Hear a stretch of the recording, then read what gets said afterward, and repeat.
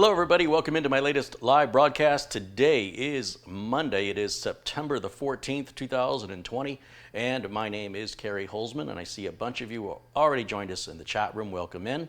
And for some reason, I am having a little difficulty getting to my own live stream page on YouTube. So hopefully it's working for you as I try and sort this out. This is live. There we go. Now it's starting to happen, which is good. And today I'm going to make a shorter video because I have a lot of work I've got to do, and I've got to get a couple more computers shipped out today. And I just wanted to quickly talk a little bit about the subject matter of today's video, which is when you're choosing, how do you choose? Anything. Intel versus AMD, a Samsung appliance versus an LG appliance. Ford vehicle versus a Chevy vehicle, Nissan versus Toyota, Duracell batteries or Energizer batteries, steak or chicken, how do you choose? And this is maddening. This is absolutely maddening to me because you make choices and you make decisions all the time, every day. You choose what you want to eat, what clothes you want to wear, you choose what haircut you want, and you don't sit there and hem and haw about it the way I see people hem and haw, as though they're going to have one computer for the rest of their life. And I'm going to just give you a few philosophical points of view on this, which is there is no right answer universally for everybody. That's why these choices exist. You can only make a bad decision for you. Regardless of what anybody recommends to you, you're still going to choose. You're going to choose whether to believe them or not to believe them. And you're the only one who can make that decision, good or bad. Once that decision is made, for the most part, you can sit there and have buyer's remorse, or you can pat yourself on the back. It doesn't matter. Like, the only one it affects is you. And I have to tell you how frustrating it is on this side of it, watching this, because it's like watching a bunch of sheep being herded by an Australian shepherd dog. It's as though nobody has, when I say nobody, there's a lot of people who vocalize their anxiety online over stupid stuff, in my opinion. So, when AMD wasn't offering any real competition to Intel, your decision was pretty easy. If you wanted to buy a new computer, it was which Intel chip do you want? The i3, the i5, the i7? Maybe you want to go Xeon? I don't know. Then AMD comes along, offers an alternative choice, and now people are more confused than they were before because now you've got more to choose from. So if you had a hard time making a decision before, and then Intel's retaliation then gave more options, and now you have paralysis through analysis and you can't make a decision. There is no right or wrong answer here except for what's right or wrong for you, and nobody can tell you that but you. I can't tell you whether you should order the steak or the chicken. I mean, do you go through this type of analysis when you're buying batteries? Do you go, well, do I want the Duracells or the Energizers? Well, it depends. Are you using the batteries in a high drain device like a flashlight, or a low drain device like a television remote control? Because in some scenarios, the Duracell is better than the Energizer. This is stupid. It is so, the minutia of difference between the two is practically imperceptible to regular people. When I buy batteries, if they're Duracells or Energizers, I'm not starting a stopwatch to see how long one brand lasts over the other. They're essentially the same. If I buy a Chevy or I buy a Ford, they are essentially the same. There are things that I might value over one brand that you might value over the other brand. You may see the opposite, basically. What I value, you may not value. There's this idea that when Intel was providing everything you wanted, and if you were relying on AMD, AMD let you down for 15 years. They abandoned you. Now AMD comes back and you guys come rushing back to them as though they're some savior, when Intel never took advantage of you guys. But I don't care. Like, I don't have stock in either company. I'm just a business guy who sells and repairs and upgrades computers. And I find this whole thing to be preposterous and stupid. This is not the only computer you're ever going to own. No matter what decision you make, you will learn from it, and then your next decision will be even more fine-tuned than the previous one. Whether that's AMD or Intel makes no difference. For most people, looking at benchmarks to decide your happiness is not being human. That is not what a human being is supposed to do. It is not within your nature, in the way that nature made you, to have artificially synthetic results determine your level of happiness. It's preposterous. You use your computer, and if your computer is doing something that you're not happy with, whether it's performance or reliability or, who knows, that's your benchmark, and that's the only benchmark that matters. I think people just have too much time on their hands, and they have to have anxiety about something. When we got life, our life is so good right now. If you'd have told your great-grandparents what your dilemmas are regarding choosing AMD or Intel, they would probably throw up a little bit in their mouths and wonder what a spoiled, rotten brat you are and how you don't appreciate what you've got. Now, that's just my opinion on it. I think you can buy either platform and you're going to be very happy with it, or you're going to be really upset with it, depending on what your individual expectations and budget are. And I will say one more thing on this. I constantly run into people who are trying to save money, and they will always spend more money than somebody who spends a moderate amount of money. I'll give you an example. If I'm buying batteries, I don't buy non-alkaline batteries. I don't buy store brand non-alkaline. I remember Rayovac used to sell basic batteries. Hold on a second.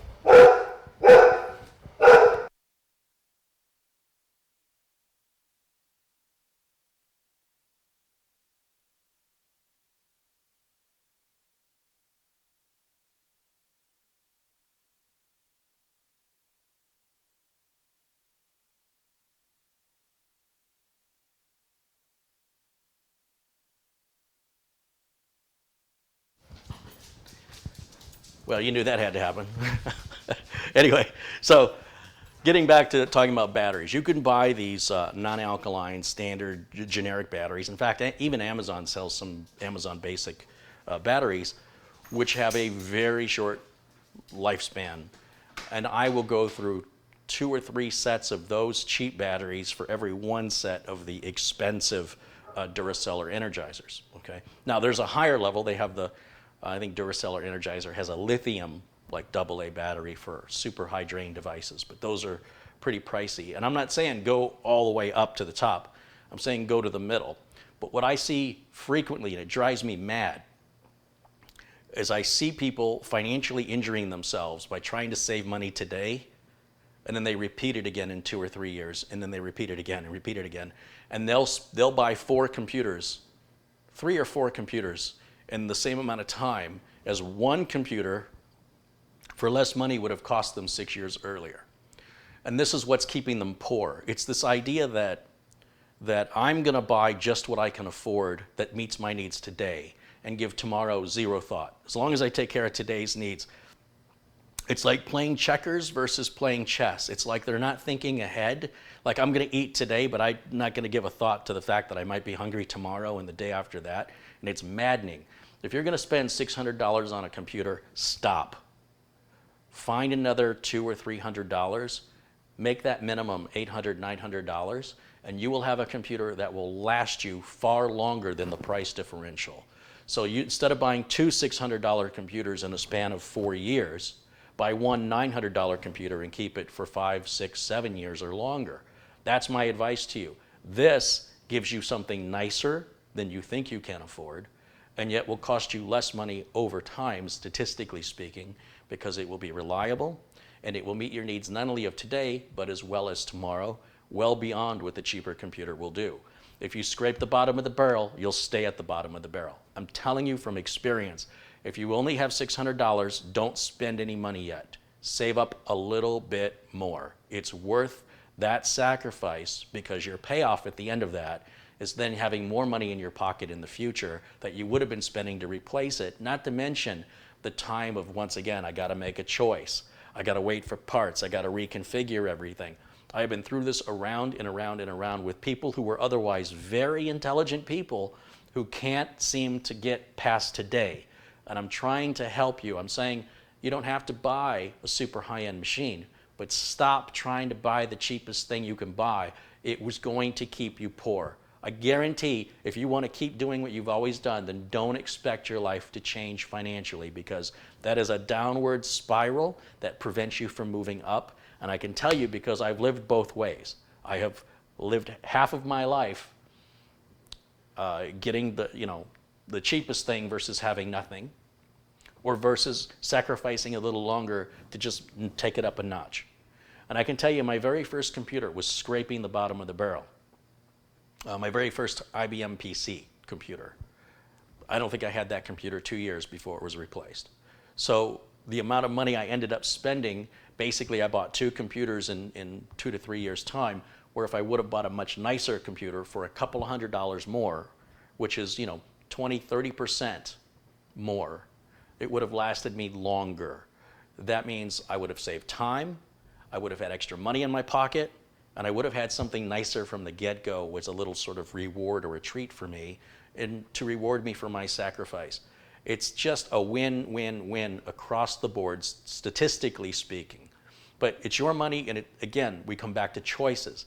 Whether you choose to scrape the bottom of the barrel or you want to buy something super high-end, which is also probably going to be problematic, these are your decisions to make and nobody else's, and your consequences and your benefits to live with regardless.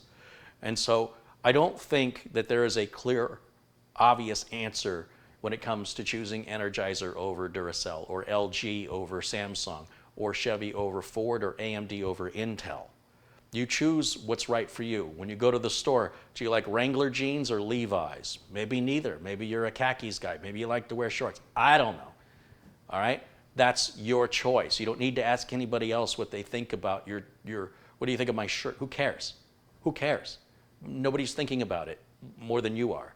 So make a decision and, man up and make a commitment and follow through on it and treat yourself to something decent. You don't deserve the punishment that the low-end computers provide you in time and money, and you can't afford it. If you're scraping the bottom of the barrel, you can't afford to scrape the bottom of the barrel. Okay, so that's what I wanted to get to today. As you can see, I've got a ton of work out here. I still haven't finished. Well, I'll tell you what, I'm going to scratch this thing up. I haven't finished this. I've been so busy. I need to get a couple of computers out today, and then once I get those out, I will come back and do probably another build. And just real quickly, we had a bunch of contributions today. Daniel Navarro with $2.99 says, "Hey, Kerry, I'm looking forward to your live stream." Barry Russ with $3.33 says, "Greetings all." Rock and Rob with $2 says, "I hope everyone had a wonderful weekend." Thank you, Rock and Rob, back at ya. Chris Kingan with $10 says, "My i7 10700K just arrived, and I'm building my new rig with a Z490 motherboard, and I'm just a little excited over here." See, Chris, that machine right there, that's going to last you 8 to 10 years. Mark my words. You come back here, if I'm still around in 2028, and you'll say, this machine is still more than meets my needs. Historically, you're looking at my customers' needs and what I've been selling them. Computers I built in 2014, these mid-range, not scraping the barrel computers from 2014, are still meeting my customers' needs today with no need to upgrade. They're not longing for any more performance. They're not longing for anything better, or more reliable. They're rock solid because they didn't cheap out, and they also didn't buy the most expensive thing. So enjoy your build, Chris. I'm a little jealous. I am not even using a 10th gen yet. I'm building a few, but I'm not using any. Bryant Burns with $1.99. Maroof with $2 says he's upgrading my PC while watching you. Awesome. Right on, Maroof. Fly Guy 23 with $2. There he is. And Chris Mole with £5 says, "Here's a little something as usual." Right on. Thanks, you guys. I am going to be leaving next week for about 3 weeks. And during that time, there'll be some edited content released. And I may go live at least once. I don't know. We'll see what happens when I get out there and going back to Michigan for a while. So this is my last week to get things tied up and shipped out, and it's sort of rush time. It's grinding time. And if you guys have any questions for me right now, I'll be happy to answer them before I end this broadcast. And then I do plan to be back later tonight, depending. A lot of times I say that and something happens and I can't go live. I wish you could live life in my shoes for a day and then see everything I'm doing. You see about a third of it. You're seeing about a third of what I do online right now, but there's a ton of work that's off camera. There's a lot of paperwork, there's a lot of negotiating, and there's a lot of communication, both with clients and support. And then there's all these emails, people reaching out to me, despite me saying I'm going away, despite me saying I'm really super busy, busier than I've ever been, I can't take on any more work. Every day, another 6 or so emails or messages come in from people asking me for help. And I got to a point now I can't even respond to people anymore because they won't take that for an answer. They'll just keep replying. If I reply, they reply. And then if I reply to their reply, they reply back. The only thing I can do is just not reply to them. And it sucks because I want to help everybody, and I don't want to be in this position. But I'm asking you, if you want to order a computer or you're looking to have me do work for you, please wait until I get back. Otherwise, you may not get a response. It's not by choice. There's only so many hours in a day, and piling on, I'm only one person. There's only so much I can do. I'm asking you to have a little consideration for me because I don't want to delete your email, and I don't want to tell you no, but I don't know what else to do. I'm grateful that people want and are requesting the work, but at the same time, I'm a little disappointed that they're not listening. That kind of bothers me. But it's a pro and a con, right? On the one hand, they could just not know I exist. On the other hand, when they're not listening, it's like, well, is that really that flattering? Anyway, such problems, I know, right? And Gail Isbell contributes $4.99, said this is for you and hope you can help my son. I don't know what that's about. Peter Brooks contributes £1.99, says, hey, nice to catch a live stream. Thank you, Peter. And Oystein contributes 50 Norwegian kroner and says, hello, would love to get your thoughts on an RTX 3080 or 3090. I don't have any thoughts on products that don't exist yet, being that they're not available in the marketplace. My current thoughts are the same as I'm going to say this now for about the 6th time. The products aren't out. When the products come out, they're first generation, which means if you are one of the first to get them, you're going to pay the most amount of money. You will have the hardest time acquiring one because of supply and demand, which I predict will go on until 2021. Because we're going to have Black Friday, we're going to have Christmas, and it's a new product. I don't think NVIDIA will be able to meet the demand. This is going to raise prices over and above MSRP. And then the first generation product is likely to have problems. I don't know what those problems are yet, but they're likely driver or heat related issues that are common as we experienced with NVIDIA in the past. So right now the question is, do you need it? Do you need a 3090? Right now I have a 2070, I have a 2080, I even have a 1080 Ti, and none of them come up short for me. I can't even tell you the difference when I'm on the computer. My rendering times are virtually identical. Everything I do is virtually identical. So I'm not quite sure who these cards are for. On the other hand, it's your money, so you decide. Don't worry about what I think. I could be a professional chef, and you could say, hey, are these wings that you just cooked spicy? And I'll say, no, those aren't spicy at all. And then you bite into them, and it's the hottest, spiciest thing you've ever eaten in your life. Does that mean that my opinion overrides your opinion and your experience because I'm a professional chef? I'm so sick of the hype and the marketing. NVIDIA pays a lot of money to get you to ask that question. NVIDIA is paying a lot of money to manipulate you and to get you thinking about having this desire for a vaporware product, which eventually will come to market where you'll be able to buy one without overpaying over MSRP or having to click refresh constantly until inventory updates and instantly buy it.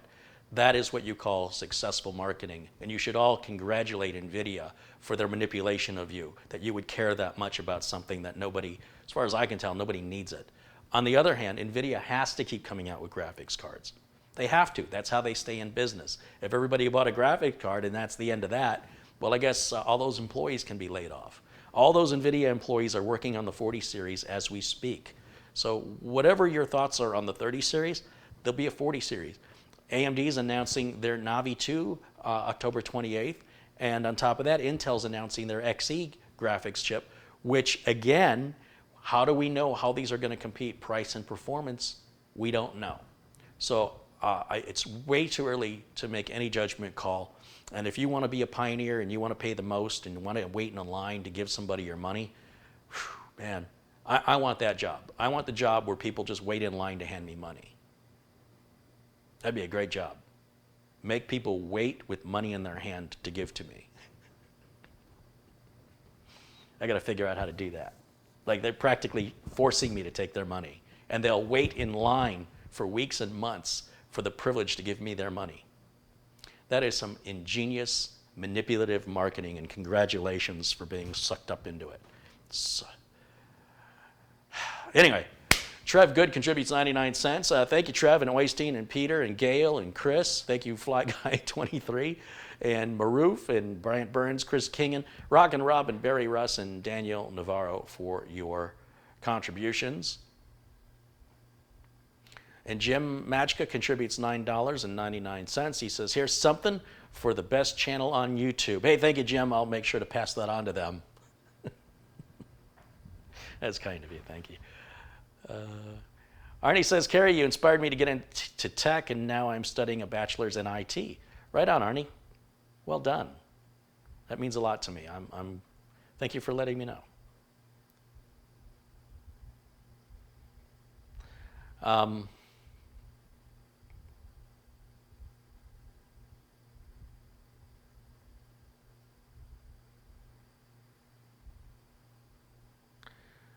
Wait in line to give the money sounds like Apple, right? Yeah, and then NVIDIA's buying ARM, which Apple announced they're moving to ARM CPUs. So in about 2 years, all the Apple computers will be ARM CPUs, which is now owned by NVIDIA.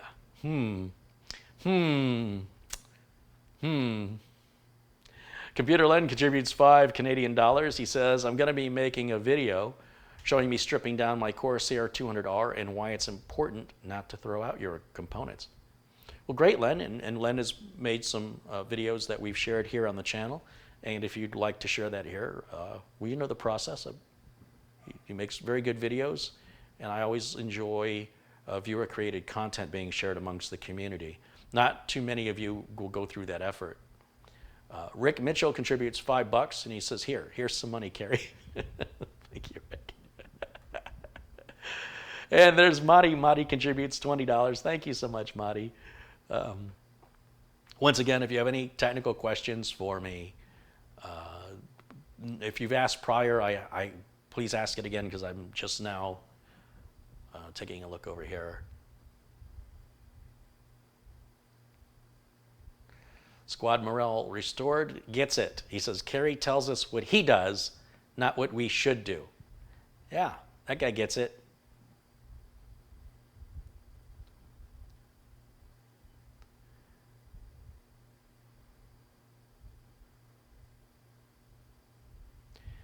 Sam wants to know when I'm going to do the Leon Lee Land Cool 2 build and review.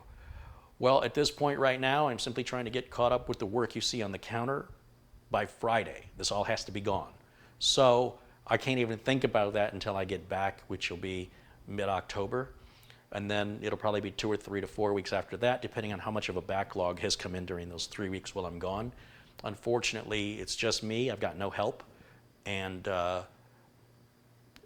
it's sitting in line with about 20 other builds, unfortunately. Or fortunately, depending on, I could go live and not stop for probably around 200-300 hours just to get myself caught up with what I've got. And that's if I wasn't chit-chatting and I was just working.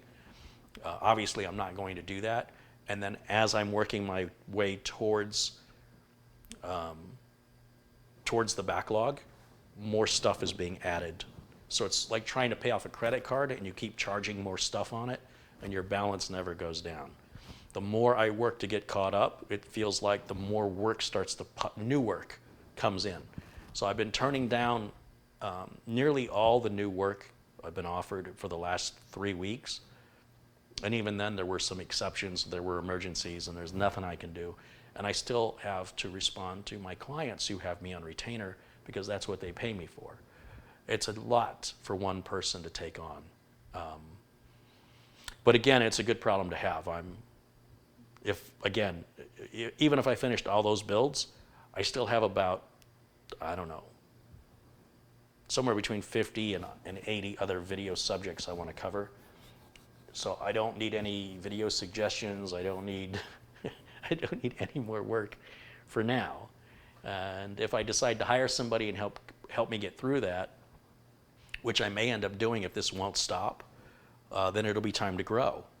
But traditionally in the past, what has happened is business gets busy and then it slows down. And then it gets busy and then it slows down. And the slowdowns used to scare me because I used to think, oh no, what am I going to do? Then I learned to embrace it as, okay, this is your downtime. This is the calm before the storm. And sure enough, it picks back up. Everybody calls at once or then nobody calls. Since this pandemic, it's never slowed down. It's been peaked. It's all I can do. It fills up every hour of my day. And it's no sign of slowing down. I'm telling people no, and I can't express to you how much I hate to turn away somebody asking for help. Really bothers me. On the other hand, if I'm dead, I won't be helping anybody at all. You know, if I just work myself to death, that's hurting everybody. I mean, anybody I could help. So I need this vacation. I need to reset and regroup and just digital detox for a little bit and come back and hit the ground running and maybe see a different approach. I don't know. We'll see how it goes. But again, I will most likely have a backlog of work building while I'm gone.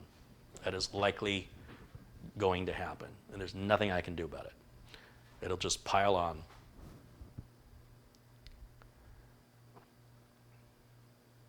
Kevin Arsenault contributes 20 Canadian dollars. He says, thank you. Hey, thank you, Kevin. And Joseph Hawkins with 5 New Zealand dollars says, I have to go soon. Here's a few bucks to keep on keeping on, Carrie. Right on, Joseph, thank you. And Yates Networks contributes $3 and said, I think the world of you, Carrie. Thank you for all you do. You're all very, very kind. Thank you so much. We've come a long way from one of the things I'm noticing here in the community that's making this much more encouraging for me to do is it used to feel like the trolls had a louder voice than the community, and now it's been probably a couple of months, maybe even this whole year, now that I think about it, where that has not been the case, where we get a troll or some bots, but that's all mostly ceased to exist, and that's thanks to everybody in blue that just snubs them out regularly. And they eventually give up. They realize this is not a channel that works. We're outsmarting them. They think they're smart by saying, hey, there's a video with a lot of views. Let's hijack it with our spam, or let's hijack it with disruption. And it doesn't play out here. And I guess they've given up, or you guys are shutting them down so quickly I just don't see them anymore. But it's really having a very positive and motivational effect on me to want to keep making more videos now that I'm not constantly being attacked. And so my gatekeepers, my friends in blue, are helping immensely in a way that is protecting me psychologically. And for that, I am indebted to all of you, and I appreciate your friendship, and I appreciate your kindness, and especially those generous that can and do contribute. It's really damn cool is what it is. Chris Kingen contributes $2. He says, I'll send you over my resume. All right.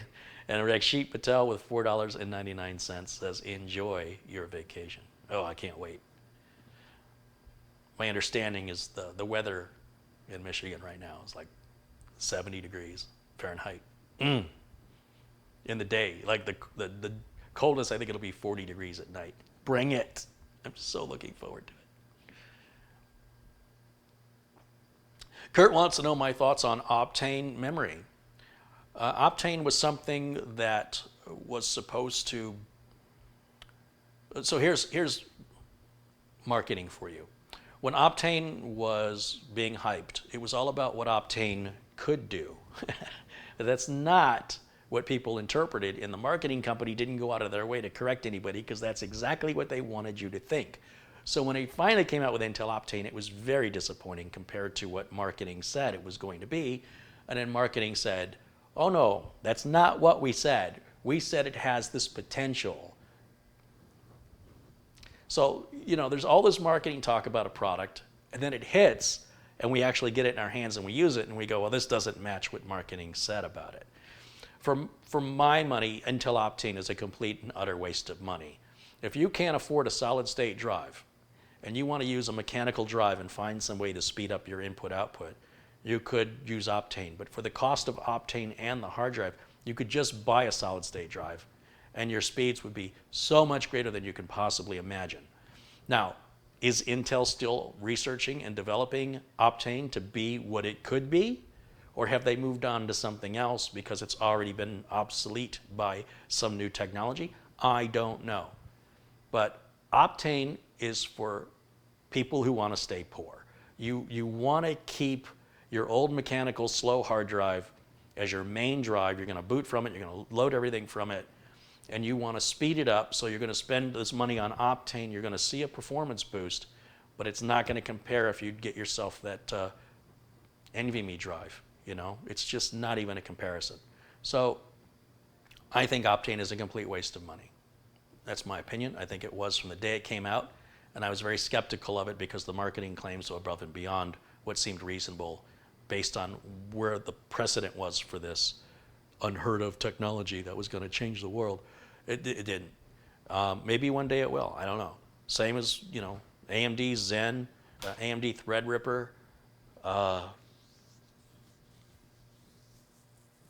I'm broadcasting on Thready right now, which is a 1920X. It's a $4,500 build. The chip, I think, was $1,200 or $1,400 for the Threadripper 1920X. And a 3900X Ryzen runs faster than this for far less money. And yet all these people were like, oh, AMD's so great, you got to get it. Well, you got to get that Threadripper. So I did. Worst decision I've ever made as far as building a computer. Well, you got to try Ryzen, Carrie. It's a competitor to Intel, and they're offering more value for the money. 2 years later, now you can, maybe because of me, but now all those places that were saying how great it was are coming back and saying, oh yeah, 2 years ago, boy, that chip was not good. That first gen Ryzen was pretty harsh to get it running, very finicky, a lot of fine tuning, a lot of RAM compatibility issues, BIOS updates, chipset updates. Well, why weren't you telling us that? Why weren't you being honest with us when that happened? Why is it only after 2 to 3 years, now it's okay to talk about it? I'm drawing a line here. I'm saying no, it wasn't okay for those big YouTube channels to sit there and tout how great AMD was when it wasn't.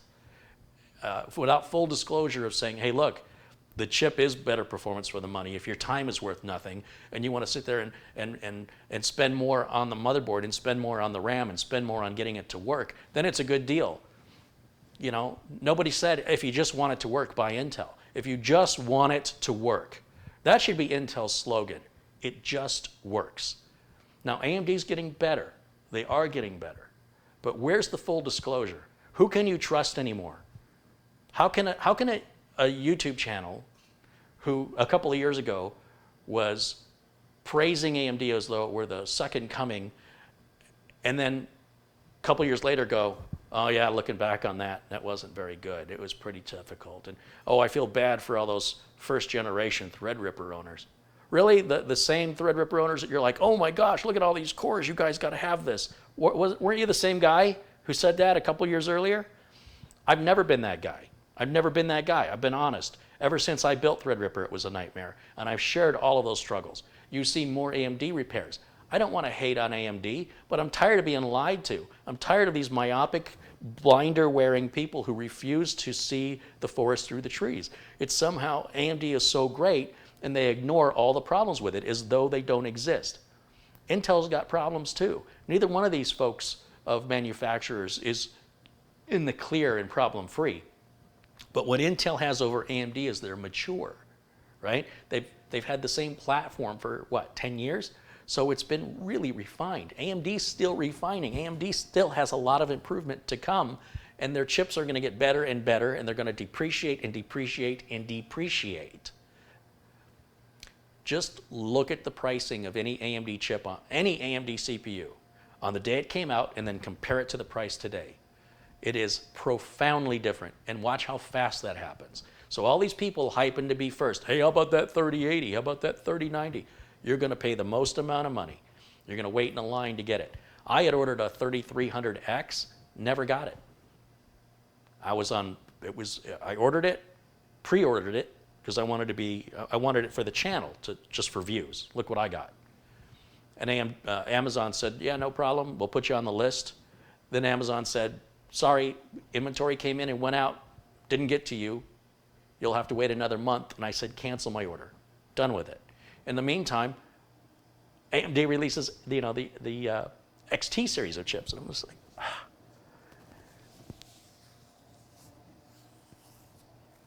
So look, I want to like AMD. I want to be able to build an AMD system without the RAM compatibility. I want to throw any RAM in it just like I can with Intel. I want to set the BIOS to defaults just like I can with Intel, and I expect it to just work just like I can with Intel. And don't tell me that the chip is better value for the money when the motherboard and the RAM that it requires are not better value for the money. You're saving it over here and you're spending it over there, and then you're putting this up on a pedestal like it's superior. That's insanity. But congratulations to AMD marketing. Again, they have manipulated a lot of people into choosing to see what they want to see instead of seeing what the reality is. And that's not to say that the AMD is a bad chip. I'm referring to the motherboards, and I'm referring to the RAM compatibility and the BIOSes. And I'm also referring to the chipset issues, chipset drivers, and AMD software that doesn't work, like the Ryzen Master that you've got to extract manually. That's insanity for a company that big. Just pull the software. If you can't make the software installer work, pull it and hire somebody who knows how to make it work for you, AMD. What an embarrassment to your whole company to publicly release software and leave it available on download that doesn't even have a working installer. Like, you can download a number of countless free applications that have working installers. Why is that above AMD's head? I don't get it. It's their own product working on their own platform, and even they can't make it work. Never seen that from a company before. Never, ever. It is a new low. And yet, you guys, oh, AMD's so great. Yeah, they're fantastic. Congratulations. You've proven how myopic you can be. You've defined it. If you want to be honest, then you say AMD is better because of this, this, and this, but it also comes with these consequences. And you could say Intel is worse because of this, this, and this, but it comes with these benefits. Then you'd be honest. Then you'd be doing your viewers a service, and they can make the decision that's right for them. And it's so offensive to me that it's so one-sided on both sides. Intel is evil, AMD is good, and there's no discussion of motherboards and chipsets and BIOSes and maturity. I am beside myself. I could not run my business that way. I would be out of business if I had that mentality. It's not a sustainable mentality. It doesn't make any financial sense. Russ Reynolds contributes $5. He says, you rock, Kerry. Have a Coke on me. Right on, Russ. Thank you so much. And let's make sure Russ is a moderator. Adam Burdick contributes $5. He says, this video is just as I thought it would be. Good advice as always, and thank you, sir. Hey, Adam, thank you as always. Arnold Fossman with $2 says, Kerry, I can't often contribute, but have a Coke. Right on, Arnold. Thank you. Elijah 52 Dickens with $20. Oh, very generous. Thank you. And Robert Malovich with $5 says, hey, Kerry, get this. They are now making a portable Threadripper for $10,000. You got to stay in business, right? That's how you sustain a business. You have to keep coming out with new products. Every year there's new smartphones, right? Every year, every smartphone manufacturer pretty much has a new model. Tablet manufacturers, laptop manufacturers, printer manufacturers, car manufacturers about every 3 years have a new model, but they're constantly refining the first model in the second year and the third year before they retool and go to a complete remodel on year 4, which starts the clock again at 1. So when you buy a new model of car, like a 2010 Camaro, when GM re-released the Camaro, that thing was all kinds of problems. And now I don't even think they offer it anymore. Or how about Fiat? Maybe you like that little Fiat 500? It's gone. Hope you enjoyed it. Not in America anymore. Once there's no more inventory. There's no more new inventory. Whatever existing inventory exists at dealers in America of the Fiat 500, that's the end of the line. No more in America. Smart cars? Yeah, not so smart. You can get a Nissan Versa for the same amount of money that has a back seat, more horsepower. It's more versatile. It's got a hatchback trunk that you can actually store stuff in, gets better gas mileage, has a better warranty, and more dealers to service it. Why would, and a better warranty, by the way, and why would anybody buy a smart car? It's not too smart. That's the way I see it. Buying it for the cute factor, not for the reliability factor, not for the usability factor, not because it's practical. It's just a pain in the butt. Michael Dane, hey, there he is. He's contributed $20. He says, have a Gatorade, Gary. Have a great vacation, and we'll see you when you get back. You the man. Hey, Michael, I'll be around all week, man. I got a lot of work to catch up with. So before I leave, there'll be make as many videos as I can this week. And then it's going to be handed off to my sister to do any edits of previous live content or any videos she may choose to make and release on the channel while I'm away. And then I'll try to broadcast while I'm away anytime an opportunity strikes, which I hope will be, well, certainly a minimum of once. I got to sit back in the chair by the stream and pontificate about life versus, virtual reality versus reality, because, it, to me, is such a big difference. It's like trying to compare a grain of sand with a mountain. But I hope that it gets people to think a little bit about stepping away from the keyboard, stepping away from the screen, and stepping into a little more of life. Not that you need to cut it out entirely, but to try and find a little bit more balance and a little better judgment about what really matters. If your biggest concern in life is if AMD is better than Intel, or Duracell is better than Energizer, or the new NVIDIA graphics cards coming out, I think you could do with a good reset and take a walk in the woods without a map or a phone, so that you're paying attention on how you get out, or you're going to be trapped. You're going to get lost. And suddenly, none of that stuff's going to matter anymore when you start seriously worrying about the sun going down and how you're going to find your way out. That's the best video game ever. It's dangerous. It's real. It's life. Life is pretty much dangerous for pretty much all living things. It's in our nature to survive. And there's a difference, in my opinion, between being alive and living. I see a lot of people that are alive, but they're not living. Get out there and live a little bit. Then come back and do this, and then go out and live a little bit. But I'm tending to see so much of the computer side of things that it feels like a lot of people have completely lost sense of what it is to be human, and everything's about benchmarks and measurements. And there's a time for that, and there's a time to say enough. Let's focus on something more important, like something in reality, something that really matters. Paying attention to the people in our lives, catching up with old friends, having a good meal, maybe cooking a good meal. When's the last time you brought up a recipe or something and actually put together a number of ingredients to create a meal, and you've seasoned it the way you like it? You didn't have to ask me how much salt to add. You didn't have to ask me, should I have the pasta or should I have the whatever, right? You just crave it, whatever, make it. Very rewarding. Back to basics. Find that balance, find the counterbalance. Do both. That's what I got to say about that. Again, any other technical questions? We're about 45 minutes into this. We'll give it another 15 minutes, and I'm going to try and get some stuff done and out of here so I can come back later. That's my hope. I do want to get the Threadripper before I leave, but right now, as you can see, I'm still streaming off of Thready. Thready's been working good with that new motherboard, but again, a 3900X works better at 1/3 the price. So, because I'm a glutton for punishment, we've got a 3rd gen Threadripper. We're going to rip out the board, the RAM, the cooler, and I think I'm going to even pull that Nitro Vega 64. It's all getting pushed aside, and we've got a new motherboard, new CPU, new RAM, new cooler, all going into the same case, that NZXT case. And I'm excited to get to that. So it is on my priority list as soon as I get this stuff out of here.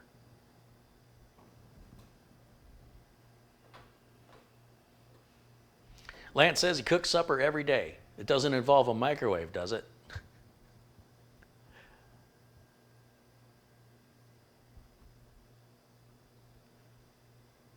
Carrie, help me. I like garlic. Hey, garlic is great. Russian penicillin. Yeah. Used to be considered the food of the poor people because it was cheap and stinky. But yeah, you know, I think way, way back, like, I don't know what century it was, but it used to be sort of snubbed on by the wealthy people. Garlic, that's what the peasants eat. Daniel wants to know, do I build NAS for customers? No, it's a waste of time. You can just get a Synology or a QNAP or a Thecus or whatever. I use Synology. It's a small dedicated box. It doesn't have the large footprint. It has no operating system like Windows where it needs constant, where it's constantly being attacked, I should say. The OS from Synology updates itself, protects itself. It's all graphical user interface with, you know, they have like an app store where you can add stuff for doing other things besides using it as a network attached storage. You don't have to worry about a keyboard, a mouse, or a monitor. It is designed right from the get-go, and they're cheap. You take an old piece of hardware, an old computer, and you're like, I could turn this into a NAS. It will cost you more in electricity. You will have to constantly update it with antivirus if you're running Windows on it. And it will not outperform the Synology. It will take up more room than Synology. And then you will replace it. I guarantee you will replace it. Well, I'll still be using the same Synology. Once again, you'll be spending more to spend less.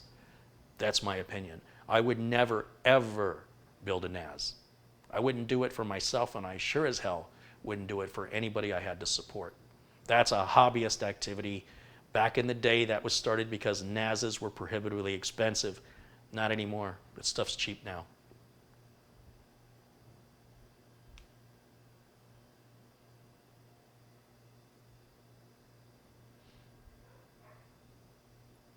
Elijah says, we will keep the store open, Carrie, while you are gone. All right. I'm okay with that. John Paul Bacon says, my AMD system's been good for me, as good for me as the Intel systems have been, Carrie. I respect Carrie's choice to go with Intel because for him, those systems have worked better for him.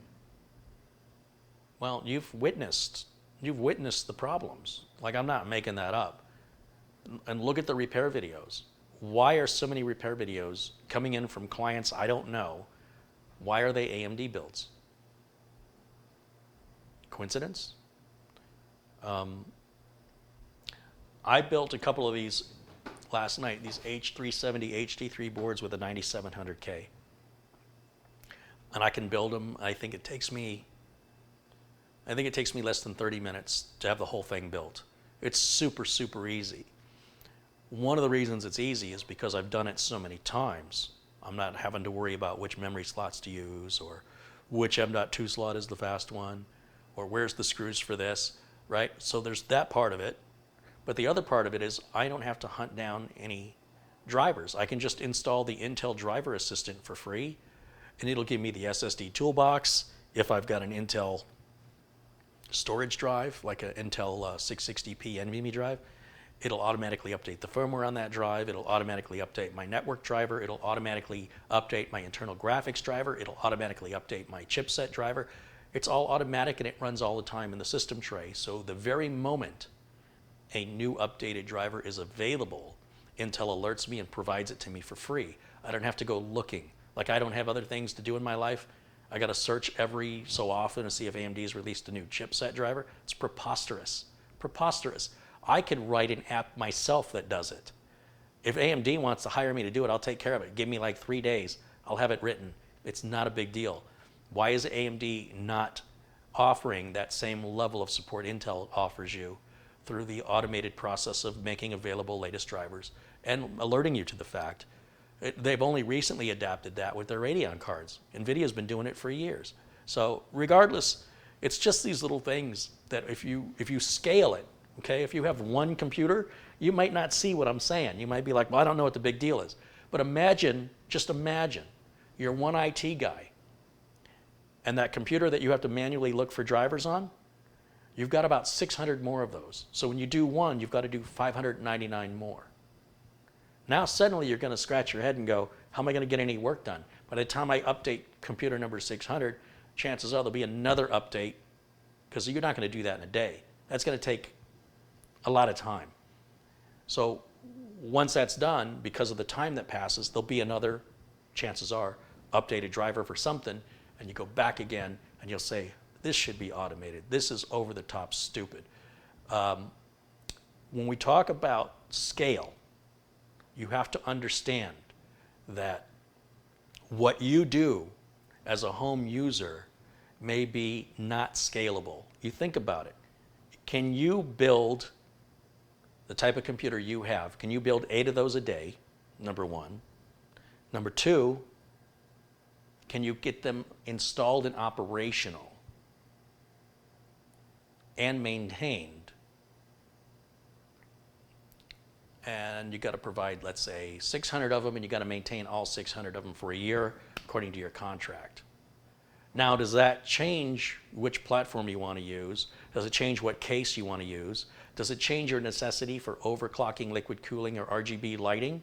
That's just going to slow you down, add to your expense. They're going to be pricing you, the customer, are going to be pricing you against competitors, and all this stuff is costing you, so you have to charge more, both in labor and for parts.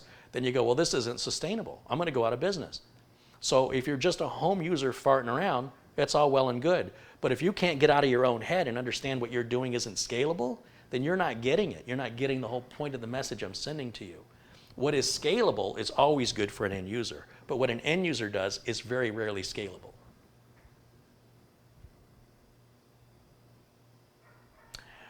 And it doesn't bother me, except that those end users think they're superior in thought, because it doesn't occur to them what scale means. It doesn't enter their mind to actually imagine what it would be like to have that responsibility of having hundreds of computers to maintain and build and configure, and customers, calling with sometimes tutoring questions or sometimes real problems, to discover that certain brands or certain motherboards or certain chips tend to be more problematic than others.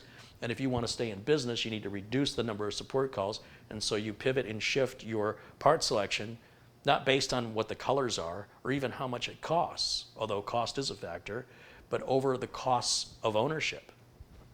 How much is it costing you to support? Is it better to spend 20 more bucks to not have any more support calls, or to reduce your support calls by, by half? Yeah, charge the extra 20 bucks. Absolutely. That's just common sense to stay in business and have happy customers. Customers call you, they don't want to call you. They're not like alone going, I'm just looking for someone to talk to. They don't do that. When they call you with a problem, they honestly have a problem. I assure you. So it's not a matter of hating on a brand because of it's a brand, it's because of experience. You say, well, that brand has burned me. It's cost me a lot of money. And a home user with one computer goes, well, I bought it and I never had a problem. Well, try doing 600 of them. Let me know what you think. And then try maintaining them and being held accountable for them. Suddenly, your whole perspective will change. If it doesn't, well, you just won't be in business. So again, it's something the enthusiast channels don't cover. They don't talk about scale. I have yet to see a single YouTube enthusiast tech channel talk about the scale of what they're doing, the scale of delidding, the scale of overclocking, the scale of installing and configuring RGB lighting. The scale is nearly impossible for one individual to keep up with. You'd have to expand your company and charge more money, which would then be difficult to compete with other folks in the marketplace. It is a very difficult balance. But this idea that what a home user does is superior is a joke. It's completely inferior most of the time. Home users do the most impractical things, and then they think of themselves as superior. It is absolutely, profoundly a delusion that I cannot quite understand, except that they don't know what they don't know. And I'm trying to fill that gap here for you folks. I'm trying to fill that gap. Have a good time and enjoy your computer, but don't think you're superior because you overclocked it to 5.2. Who cares? Your expense and time involved in that for those little tiny diminishing returns because you get 4 more frames per second, it's not a sustainable business opportunity. That doesn't scale. But you enjoy that.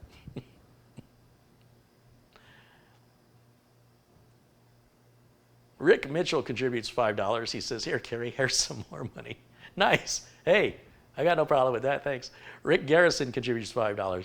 Hey, all those contributions go back into the channel. So, like I said, I'm not buying a Tesla. All the money enables me to get better cameras, more memory cards, better streaming computer, the Threadripper, some of these fancy little silly builds for fun. And, look what I did to myself.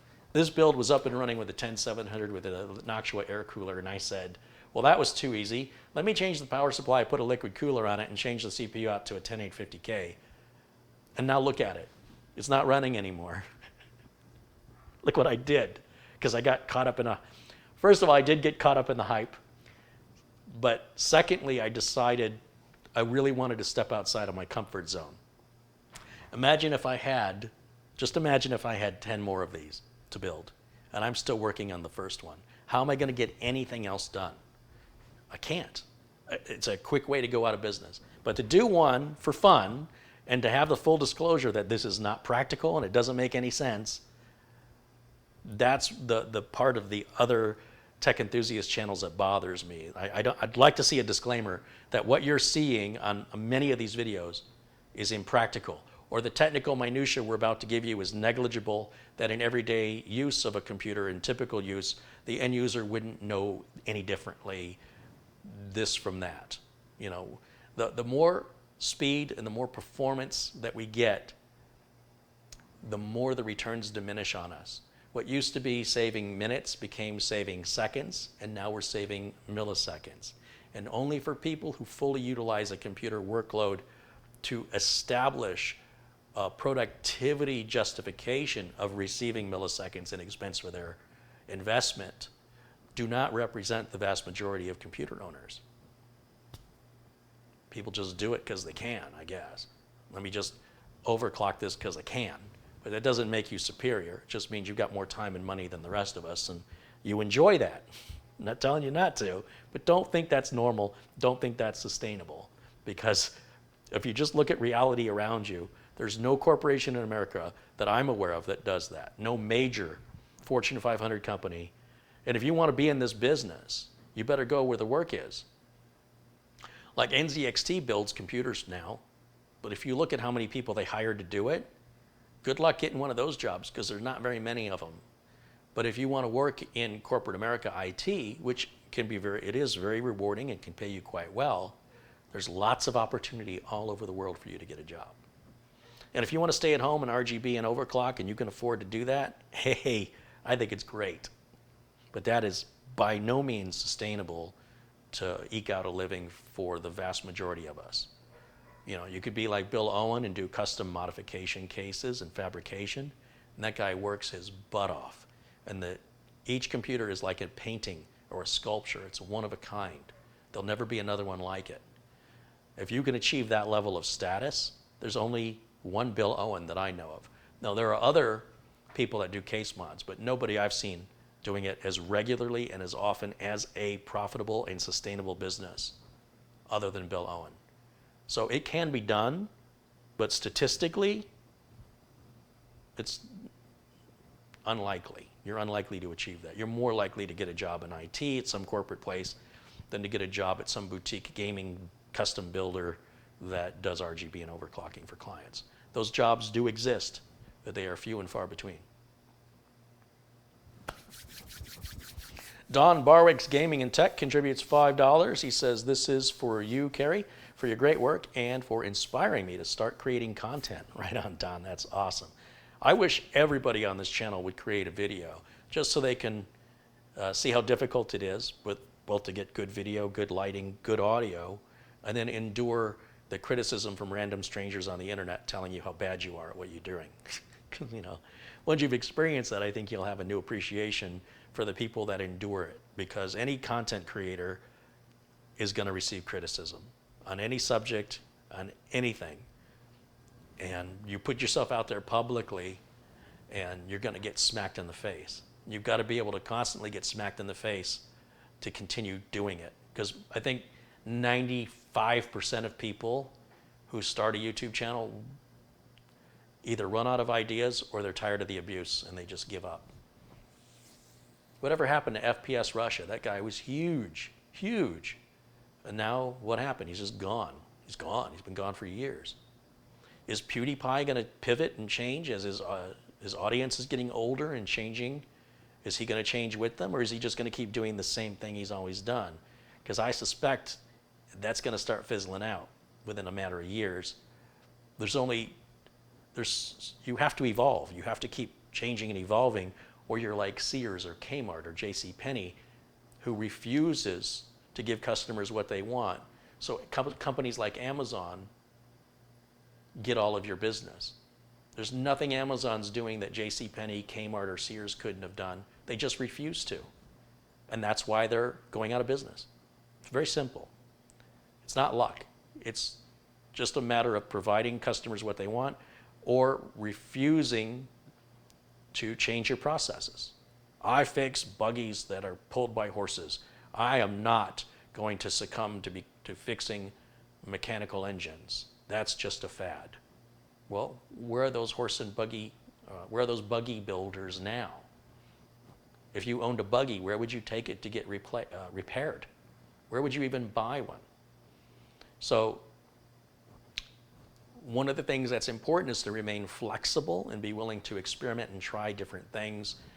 If you're self-employed or if you're a YouTube channel, doing the same thing over and over and over again may spike you at some point, but then you're just going to level off and then it'll start to go down. So there's always, it helps to be creative and have an imagination and be bold and take some risk and take some chance and be willing to be insulted by complete strangers on the internet, which apparently is why Twitter exists.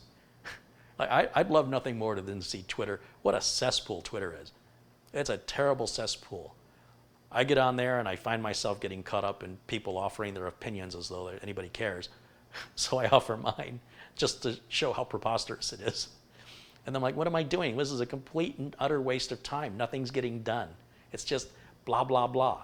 So I'm trying to just use Twitter for posting my latest videos and talking with other folks about, especially other content creators, about sharing some of our frustrations. There's a very small group of people that know what this is like. And so to be able to talk to them privately and to share frustrations helps to know you're not alone.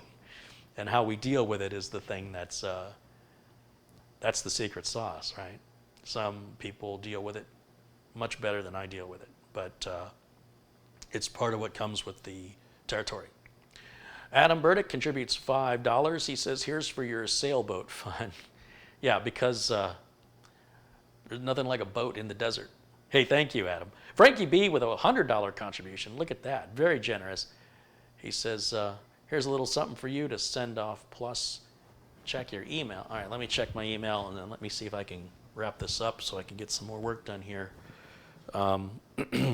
Frankie is always generous.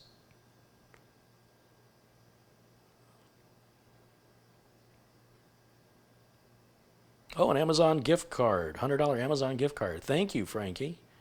As always, Frankie's been very, very generous, and I appreciate that very much. And in the meantime,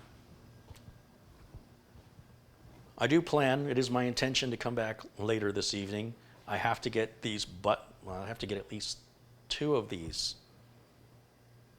No, I take it back. I need to get at least 1 of these. I've already got 1 done. I got to get 1 more.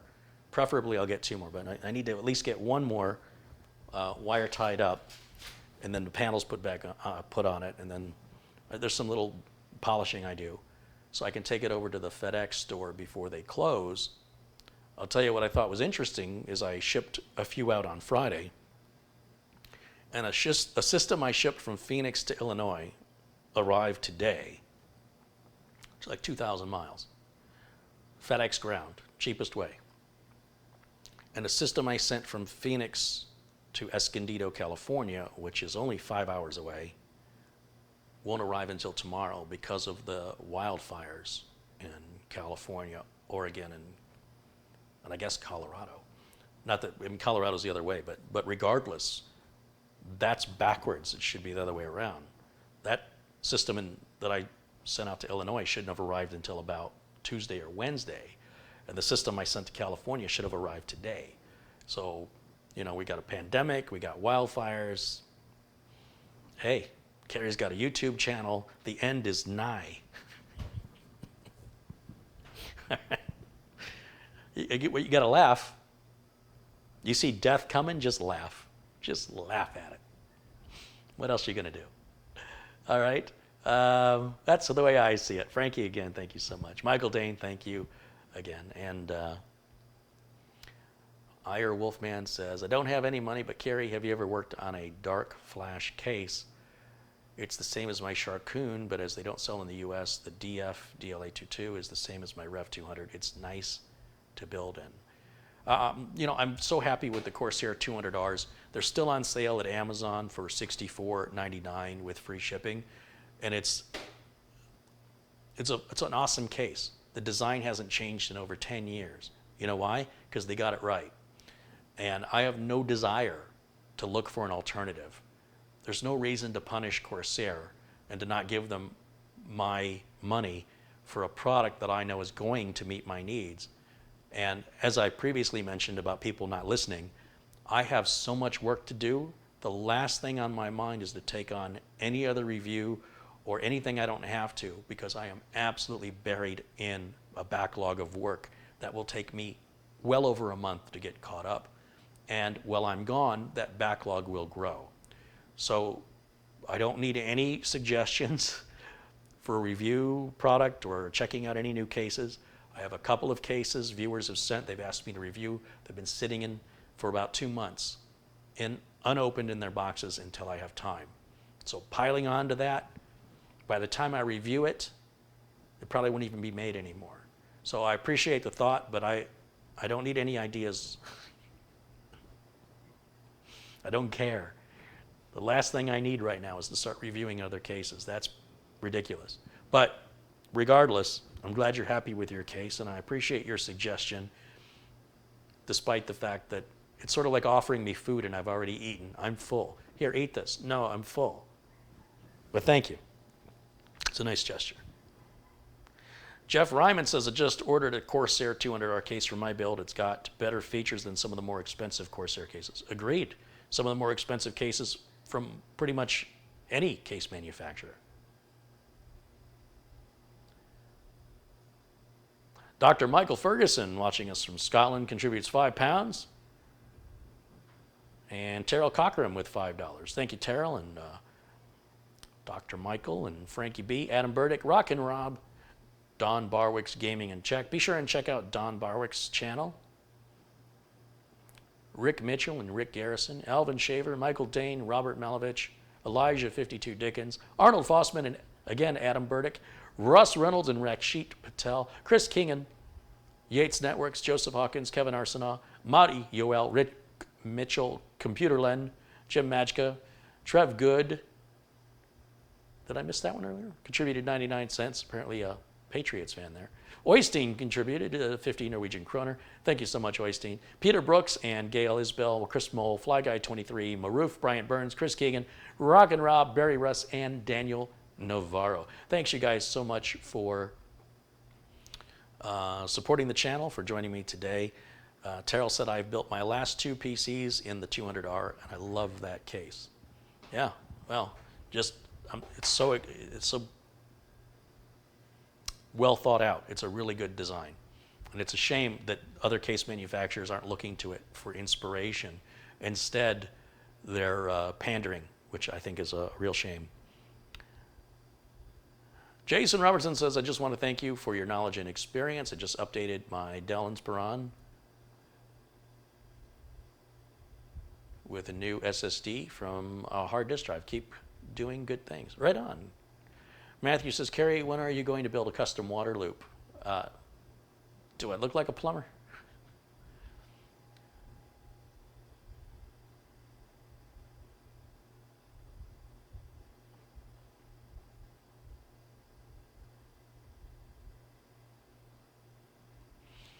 Another contribution from FlyGuy23, $5, says, compare and contrast a solid-state drive plugged into a SATA cable versus M.2 attached to the motherboard.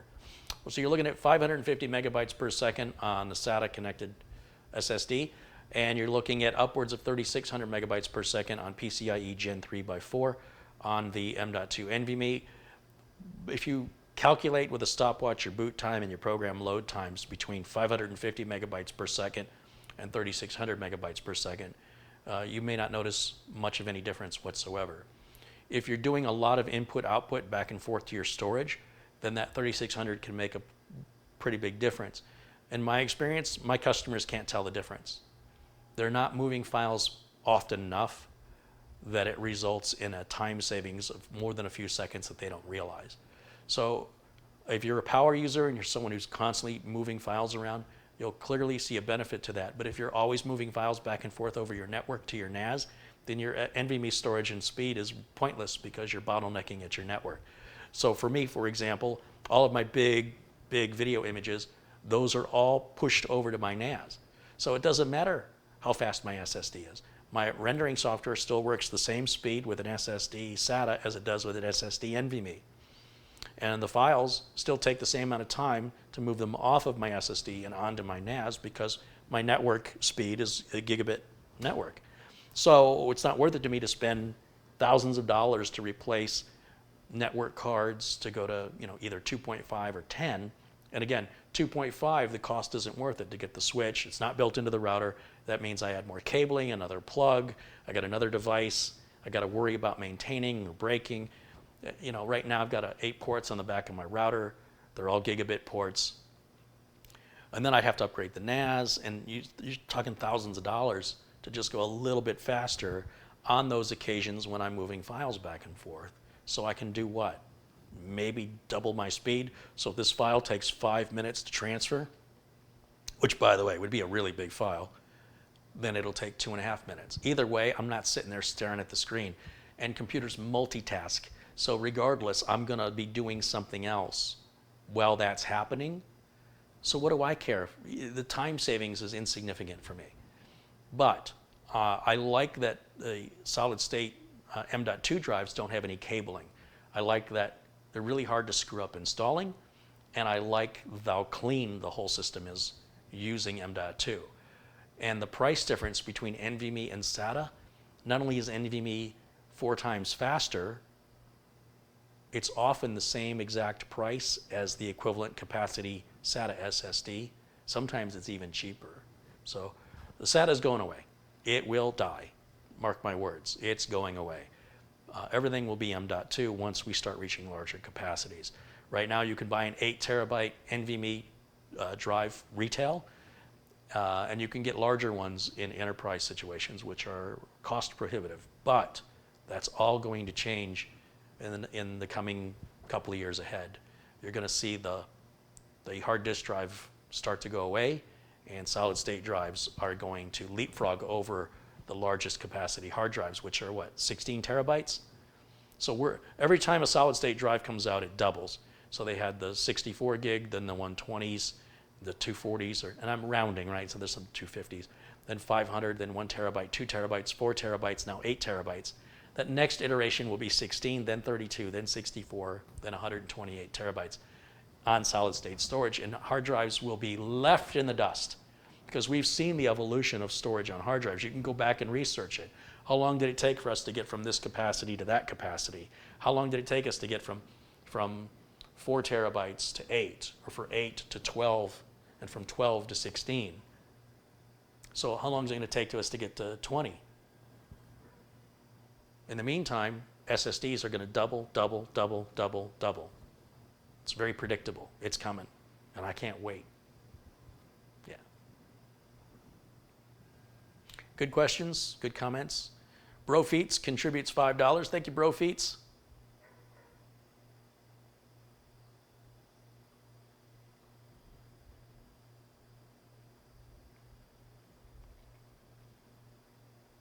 Remember, we're reaching a point of diminishing returns, and it all has to do with how you use it, how you use the machine, what your expectations are. Nothing worse than somebody buying a $600 computer and expecting the performance of a $2,000 computer. Those are not customers you want to have in business. Those are nightmare customers. Don Belita says, hello. Hey, Don, how are you? I'm just now getting ready to end. You're catching me right at the crossing the finish line here of this video. But again, I want to remind you, it is my intent to come back in a few hours. I absolutely have to get 2 computers shipped, and I really want to get 3. So we'll see what I can get done before the FedEx office closes. Because whatever I don't do today, I'll have to do tomorrow, and I got till Friday. If it wasn't for the last minute, nothing would ever get done. I'll tell you what. So thanks to everybody watching. We've got about 1,350 people watching right now, which is a great audience to have, and I appreciate you all being here, and I hate to have to say goodbye with such a large audience.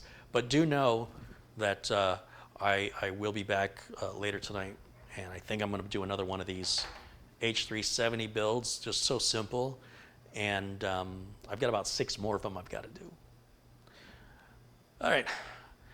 Again, to all my friends in blue, thanks for moderating for me. Thanks for being a member of the community. If you're not blue yet, just hang in there and communicate in the chat room so I can see you. And I will recognize, hey, that's a friendly person. That person is not a jerk. I want to turn them blue. That's how that works. Love to see this community continue to grow with supportive and kind individuals of all ages, all genders, all religions, all countries, and all cultures. We all have this thing in common. And there's no reason for us to try to compete with each other or to outsmart one another, because that's just caveman-like behavior. We can be evolved and show support and show kindness, and that's what makes this place so special. So thank you guys again for watching, for tuning in, and I'll see you here back in a few hours, I hope. All right, and to everybody who contributed, Brofeets, Fly Guy 23, Terrell, Dr. Michael Ferguson, Frankie B especially, Adam Burdick, Madiuel, all of you, thank you again, and I will see you all here very, very soon. Until then, bye for now.